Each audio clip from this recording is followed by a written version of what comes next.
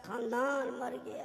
शादी में जब बहू सब उतरती है गाड़ी से, उनके आगे पीछे एक दो औरतें भी आती है, देखिएगा कुरान शरीफ लेग उतरेगी, लेकिन खाली पूरा मोहल्ला दिखा दी कि उनकी बहू पढ़ी है कुरान शरीफ, अलमारी में सेट, हाथ में मोबाइल, पास में रिमोट, सामने एलसीडी। एक बहू हम पूछे भी थे कि हाँ बहू, आप लोग कुरान शरीफ लाते हैं तो पढ़ते क्यों नहीं? बल पढ़ेंगे झारखंडी बाबा, मेरी सास मरेगी तब पढ़ेंगे। अब उसकी सास मरबेन करेगी, वो पढ़ेंगे। अब अगर 6 महीना 9 महीना साल भर में अगर खुदा न करे इंतकाल कर गई, अब सास के तीजम जब बहू कुरान शरीफ पढ़ती है, अब 9 महीना बाद कुरान शरीफ खोली है, 1 साल के बाद खोली है, पढ़ पाएगी? अब वो 10 मिनट तक खाली देखती है, 20 मिनट तक, उसके बाद वो हिम्मत करती है,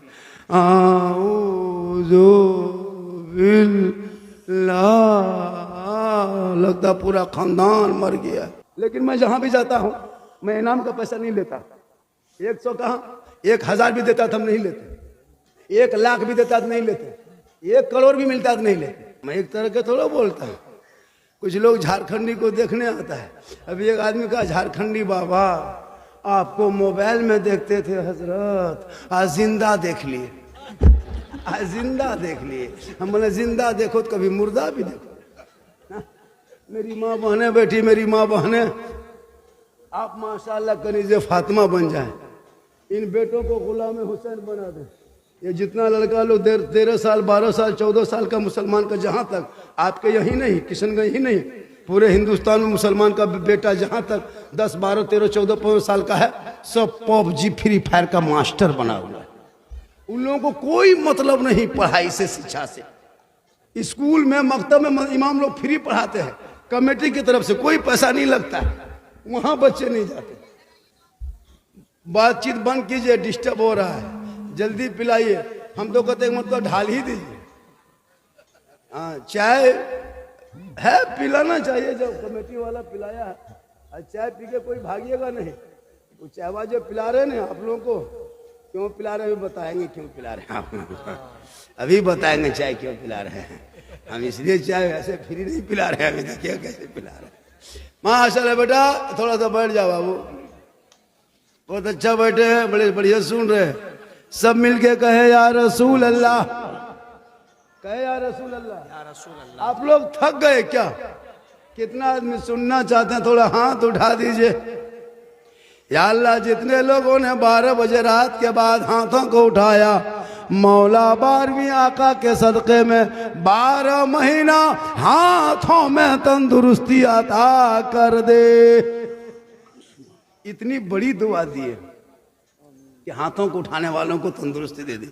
अब जो नहीं हथवा उठाया होगा, वो मन में सोचता होगा, या अल्लाह, मौलाना झारखंडी साहब दुआ दे दिए, हम हथवा उठा ना सके, अगर अब की एक चांस दे देता तब की जरूर उठाते। तो मन में काहे सोचिएगा, एक चांस ले ही लीजिए, दे देते हैं एक चांस। पूरा मजमा कहे या रसूल अल्लाह, या अल्लाह, जितने लोगों ने हाथ उठाया, मौला सबों को मक्के मदीने के मुसाफिर बना, उनसे पहले मोहल्ले के मस्जिद के नमाजी बना। नमाज पढ़ते कि नहीं पढ़ते आप लोग? अरे नमाज पढ़ते हैं कि नहीं पढ़ते हो? अरे जुमा पढ़ते कि नहीं हफ्ता में? तब जुमा पढ़बे करते, डरते क्या? हफ्ता 2 रकात पढ़ेगा, 1 सप्ताह में 2 रकात, और नियत करेगा, अरे बाप, और पंखा देखेगा, चूंकि कुछ जानेगा तब ना, है ना। जो नमाजी पक्का होता है वो खुदा का जलवा देखता है, खुदा उसको देखता है, और जो वही हफ्ता दिन की नमाज वो पंखा देखता है, पंखा उसको देखता है। क्योंकि नमाज पढ़ोगे सही से तब ना। हम लोग नहीं देखते हैं जब नमाज पढ़ने जाता है। एगो बूढ़ा देखे दोनों हथवा उठा रहा था, दोनों तहियात में दोनों उठा दिया उंगली। हम बोले चाचा दोनों उंगली कहे उठाते, एक ही को उठाइए। बोल कम टाइम बचा है, जल्दी जल्दी उठा, पूरा कर रहे हैं, बहुत दिन के बाद मस्जिद आए। हम लोग नहीं देखते, जब हाथ पांव कवरेज एरिया से बाहर, तब जाएगा मस्जिद टूगरल।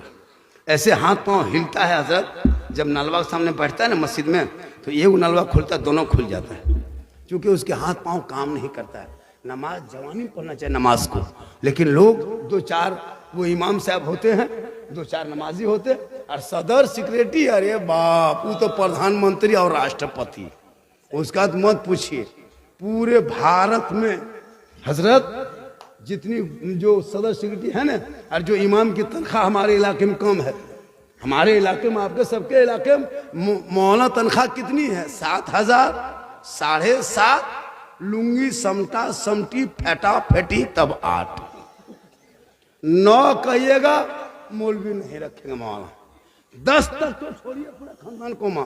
और डेली सप्ताह 300 रुपया एक महीना में 28 दिन में अंबानी को 301 आदमी देता है, बीवी 300, शोहर 300, माँ 300, भाई 300। एक घर में अगर 5 मोबाइल है तो 1500 रुपया मोबाइल से अंबानी को 28 दिन में देता है, तब तकलीफ नहीं होती है। अगर 3 मोबाइल है तो 900 रुपया देते हैं, उसमें कोई शक नहीं है शक, उसमें कोई तकलीफ नहीं।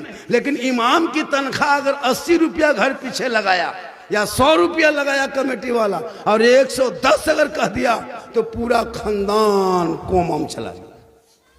याद रखो, ये जो तो खेल खेल रहे हो उलमा के साथ, 7-8 हजार में गुलामी कराते हो, पछताओगे। यही उलमा की जमात न होती, आज रबीउल अव्वल में जो जुलूस मोहम्मदी देखते हो, गलियों की सजावट देखते हो, माइक पे ना सुनते हो, सुबह सुबह जब उठते हो तो सलातो सलाम की जो सदा होती है, मुस्तफ़ा जान रहमत पे लाखों सलाम, शमे बज़ में हिदायत पे लाखों सलाम, डाल दी कल्ब में अज़मत मुस्तफ़ा सैयदी आला हजरत पे लाखों सलाम। ये उलमा के देन है।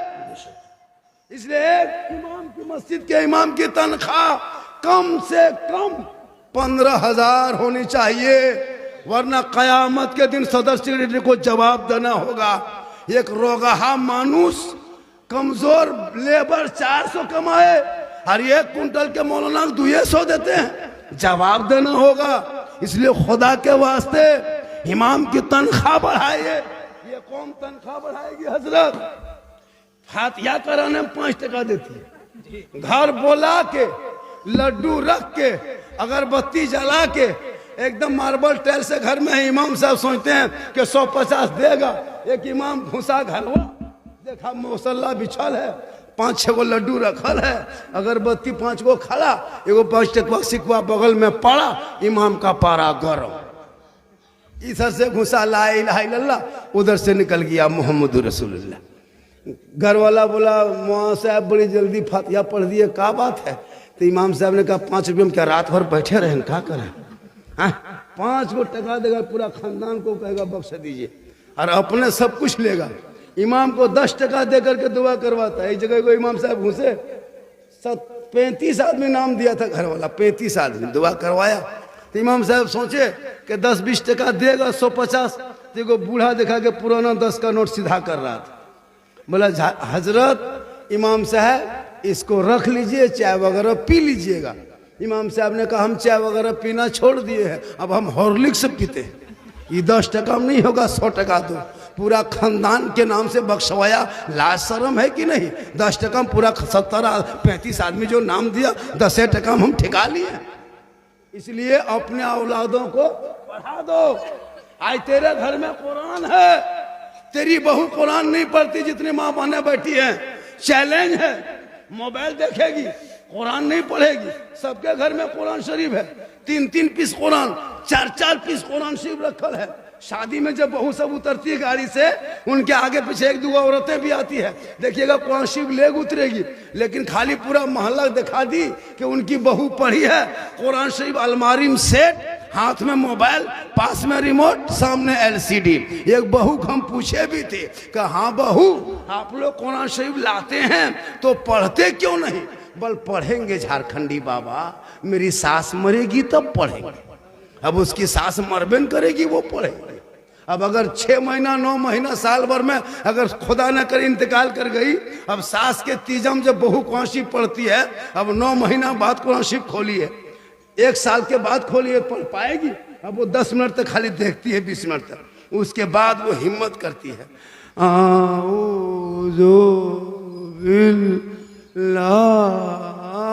लगता पूरा खानदान मर गया। रोज पढ़ेगी तब ना। इसलिए मेरी माँ बहने, तू मजार का चक्कर मत लगा। बाजार का चक्कर मत लगाओ, तू कनीज़े फातिमा बन, घर के अंदर रह, कुरान की तिलावत कर, सजदे पे सजदा कर, तू फातिमा नहीं बन सकती। कोशिश करो तू कनीज़े फातिमा बन जा, ताकि तेरे नस्लों में बेटा गुलाम हुसैन पैदा होगा। अगर तू माँ है तो तेरे कदमों में जन्नत है, माँ है तेरी दुआ में गारंटी है, माँ बाप के रजा में रब की रजा है, माँ के कदमों के नीचे जन्नत है, बाप जन्नत का दरवाजा। मौलाना के कदम के नीचे जन्नत नहीं, मुफ्ती साहब के कदम के नीचे जन्नत नहीं, हाजी साहब के कदम के नीचे जन्नत नहीं, पीर साहब के कदम के नीचे जन्नत नहीं। जिस पीर साहब को आप लोग जो काजू किशमिश खिलाते हैं, छोहाड़ा गड़ी खिलाते हैं, हम लोग भी खिलाते हैं, लेकिन वो खाना काश अपने माँ बाप को खिला देते। माँ बाप की रजा में रब की रजा है, बाप को गुलगुल्ला से भेंट नहीं। और पीर साहब अगर आ गए, अरे बाप इतनी बड़ी सेनी निकालेगा, सेब संतरा काजू किशमिश, हजरत हजरत हजरत हजरत छुइए, आइए बेटी आइए, एकदम आगे पीछे घूम रहा है। और बाप से माँ से 1 साल से बातचीत बंद, और बोली इस्लाम खतरे में। पीर के कदम के नीचे जन्नत नहीं। अरे पीर की इज्जत करो, माँ के कदमों में जन्नत है, बाप जन्नत का दरवाजा है, माँ बाप की रजा में रब की रजा है। इसलिए 100 टका मुझको मिला है, 100 टका मुझको मिला है, लेकिन मैं जहां भी जाता हूं मैं इनाम का पैसा नहीं लेता। 100 कहां, 1000 भी देता तो हम नहीं लेते, 1 लाख भी देता तो नहीं लेते, 1 करोड़ भी मिलता तो नहीं लेते। 100 टका आया, इस मस्जिद के इस मोहल्ले में जो जलसा हो रहा है, इसके तामीर के नाम पे 100 टका हम दे देंगे। आप अगर 500 मुझको दीजिएगा तो हम 500 दे देंगे, अगर 10,000 दीजिएगा 10,000 वो दे देंगे। तो आप लोग दीजिएगा तब नहीं देंगे, हम घर से कैसे दे पाए। तो अब जितना आ जाए इनाम झारखंड के नाम चला जाएगा मस्जिद के काम। तो अब देखते हैं कि इसमें जिसको आपको देने का मकसद है कि बाबा को 10, 20, 100, 50 देंगे, तो इसी में मिला दीजिएगा, मुझको नहीं चाहिए। अरे मस्जिद कायम खड़ी रहेगी, मस्जिद कल मैदान महशर में बोलेगी। हजरत फातिमा ज़हरा एक मर्तबा अपने शोहर से बड़ी करीब से देख रही थी, नबी की बेटी फातिमा देख रही थी। मौला अली फरमाते फातिमा बड़ी गौर से देख रही, कोई बात है?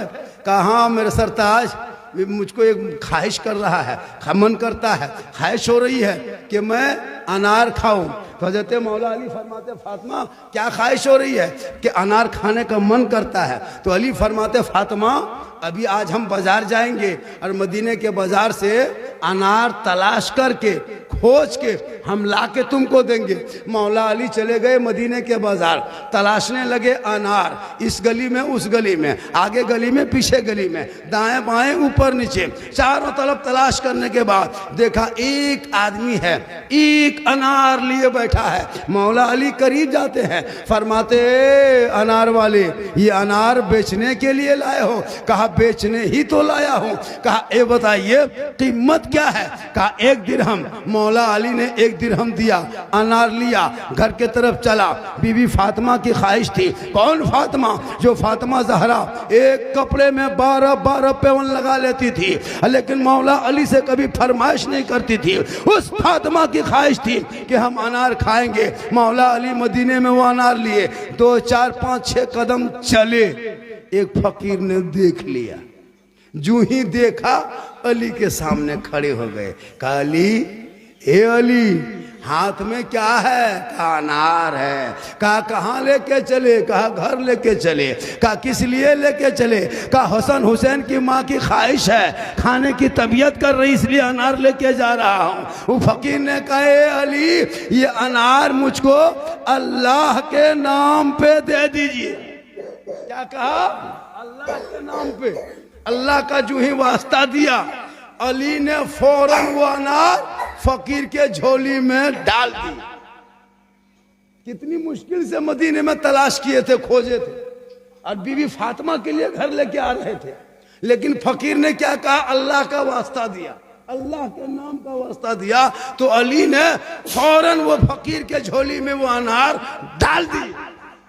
हम लोग देते, अगर हम लोग की बहू बीवी कहती कि फलना चीज खाएंगे, और हम लोग खोज के तलाश करके लाते। और अगर कोई फकीर मांग लेता तो हम लोग देते, फकीर को उठा पटक देते, नहीं देते। लेकिन वो नबी का घराना था, खुद भूखे रहते थे, औरों को खिला देते थे। वो कैसे साबिर थे मोहम्मद के घराने।